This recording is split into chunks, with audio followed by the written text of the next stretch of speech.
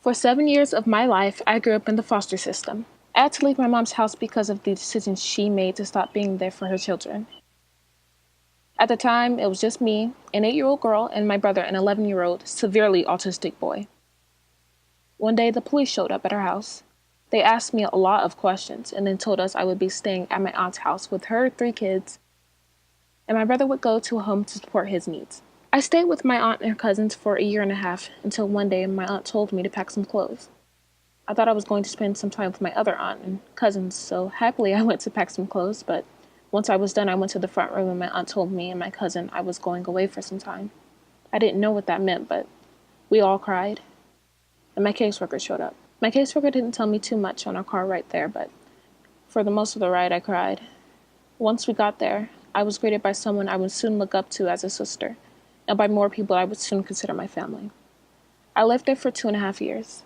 I wanted that to be my forever home, my forever family. But I found out my biological mom had another baby. He was only 5 months old, and the state wanted us to be together forever. I moved in with him and his foster family. I watched him grow up, cry, fuss, changed his diapers. I never thought I'd have a little brother, but there he was right before my eyes. I thought that was it for our foster placements, but I was wrong. Something didn't work in that home, and we were moved after a year and a half of staying there. Now, we were with our very first white foster parent, a single mother with 3 cute but crazy kids. To say the least on that home, it didn't work, and we left. On my last day of school, we were taken to our next foster home. And our last one, thank you, Jesus. Another white family with 4 kids, a boy in the 11th grade, a girl going on 9th grade, another girl in the 7th grade, and another boy in the 5th grade. And of course, 2 parents, a mom and a dad, and 2 lovely black dogs. Those people showed me and my brother so much love and care even after our hearts were broken by so many people, so many different times. I never had a father figure in my life, so when I got to this one, I didn't really know how it felt to have a father at all. December 31st, 2014, we were adopted by these people. Being here for 2 years now, I've received lots of love and crazy rules and groundings.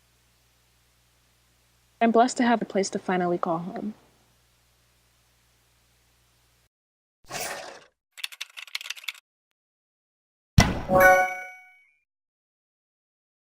I was born into a rather poor family, but we managed to live in some sort of way. I had a rather rough childhood though, with my dad working very hard to support me and my mom, meaning he wasn't often at home. My mom was therefore very protective of me, as her only child, but living as a sort of single mother really put a strain on her mind, which was made worse due to the lack of funds for medical treatment.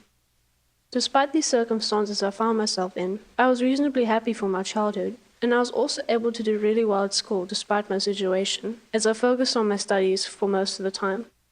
When I was around 13 years old, my dad got a big break and seemingly found a good and well-paying job as a delivery guy. Things went really well for a little while, and we managed to afford the necessities and some luxuries here and there, which I was really happy with. Until when it turned out that my dad's boss was sort of a con man. My dad ended up losing his car and most of his money to him, leaving us with very little hope. We were left almost penniless as my dad went on to more laborious jobs with even less pay. The stress led to a moment that changed my life forever.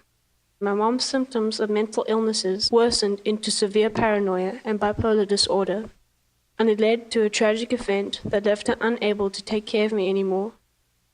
Combined with the lack of funds that my dad could provide, it felt like I was left without a family that could take care of me anymore. I felt hopeless, and I felt like at such a young age, I simply couldn't see myself living anymore. Until I called my aunt and uncle for help and guidance, and they were kind enough to take care of me as my guardians and let me join their family with my 2 cousins. As of now, I'm 17 years old, in my final year of high school. It's been difficult to adapt to my new and more wealthy way of living, and it's painful to remember that my mom and dad are still struggling to this day.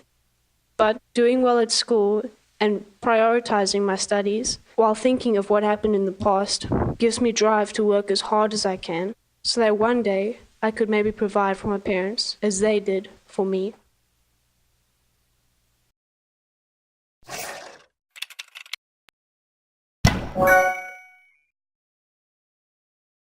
One day when I was in 3rd grade, I decided to sign up to play the viola. Yeah, big mistake. I ended up hating playing that thing. It was uncomfortable, and I hated reading the notes. But at that time, my teacher was nice enough, except for when she would yell at me for not cutting my naturally long nails, which I get was annoying for her because in order to sound good, I needed to have short nails. But I really couldn't give a flying cockadoodle pickle about all this viola stuff. So I really wanted to quit, but my mom wouldn't let me for 2 years because she thought I'd be the next Beethoven or something. But in 5th grade, she finally let me.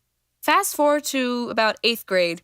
In my tech class, I had to sit next to some girl who really didn't like me for some reason. Like, she made a poem about me saying, if a brick smacked Jess in the face, the world would be a better place. So some crazy little Shakespeare chick who either wants me dead or wants my face to be as flat as a pancake is sitting next to me.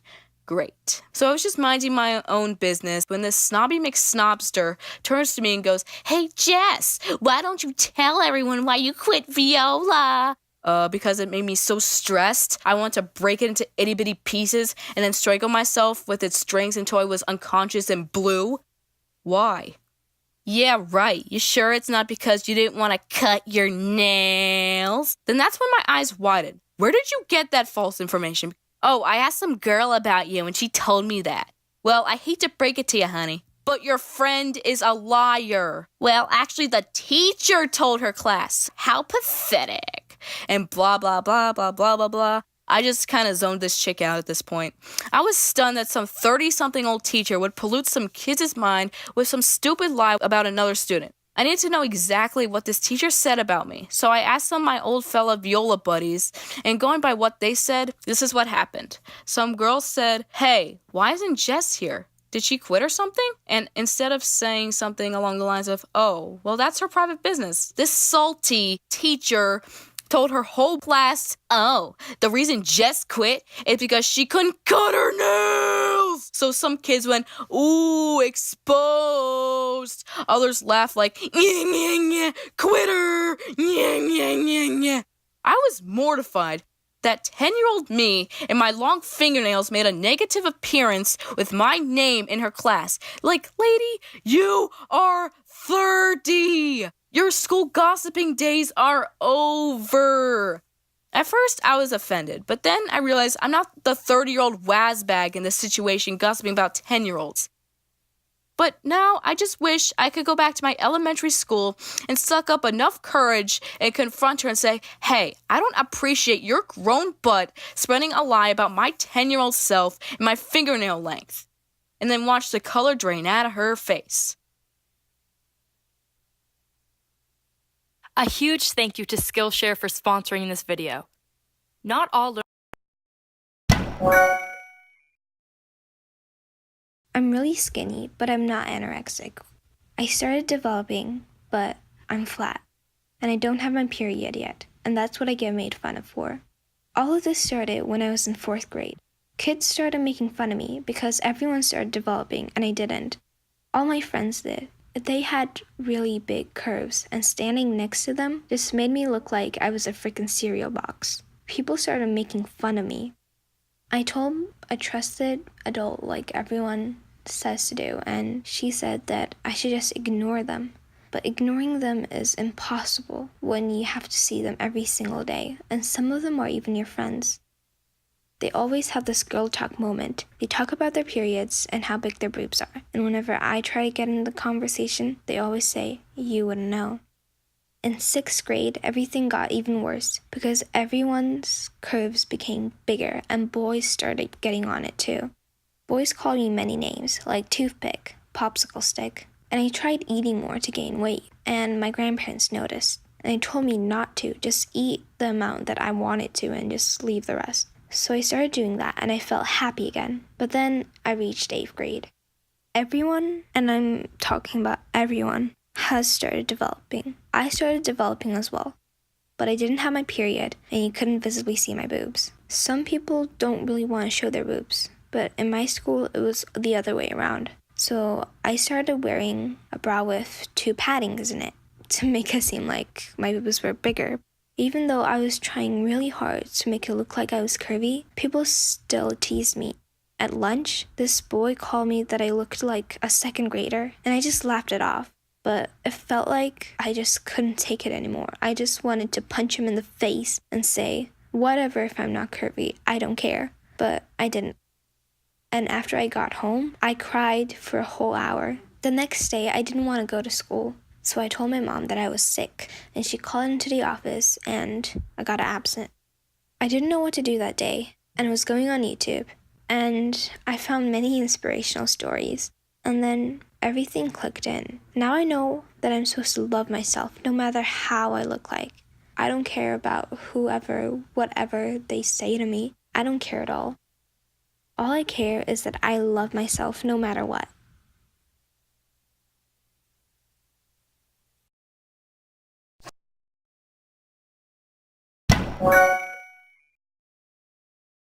I remember I was at my step-aunt's house from my little sister's father's side of the family, and I was watching TV with my step-cousins, 2 young girls and the eldest boy. Time passes and the 2 girls have left, and I'm left.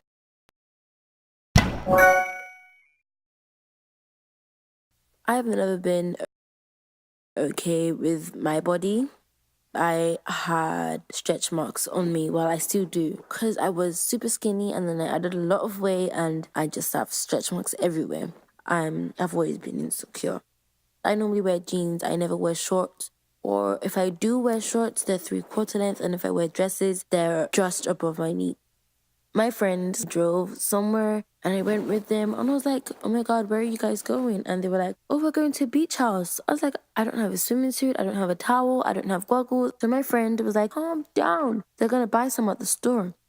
Well, how about you and Trina go to the supermarket and get drinks and salads and foods?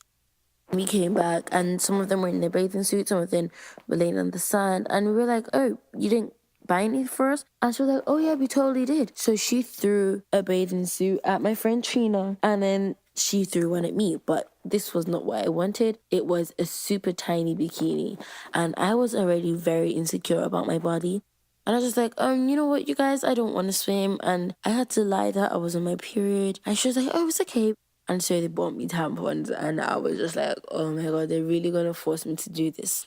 So I went into the store and I put it on and was just looking at the stretch marks. I was just like, oh my God, what am I going to do? So I just covered myself with a towel. I put it over my shoulders. And my friend was like, oh my God, just take off the towel and swim. I was like, yeah, sure. So I took off the towel and this girl from my school came over. Her name was Peaches. And she was like, oh my God, you are disgusting. Like, you cannot go into that water. And I was just like, why? And she was like, look at you. And so my friend Trina came and pushed her into the sand. The girl got sand in her eyes and she just started screaming and crying and everything. And all the boys came over to see what was going on. And they just looked at me and then looked at Trina, then looked at Peaches on the floor. And people were staring at me, staring at my insides. And I was just, oh my God. So I ran back to the store and I put my clothes back on. When I came back out, Trina was outside the booth. She was like, okay, you want me to take you home? I was like, yeah. So she just took me home. I told my mom about what happened. She was like, don't worry, you do what you want to do and you be comfortable in what you're comfortable in. You don't have to be perfect for anybody. And now I'm comfortable with my stretch marks and I don't go around wearing short shorts or short dresses or skirts. I wear what's comfortable and I'm happy with that.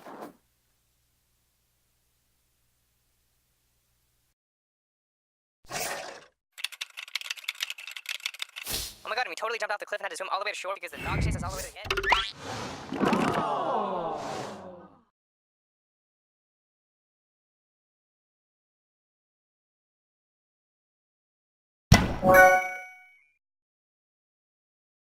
I am a goth, and being a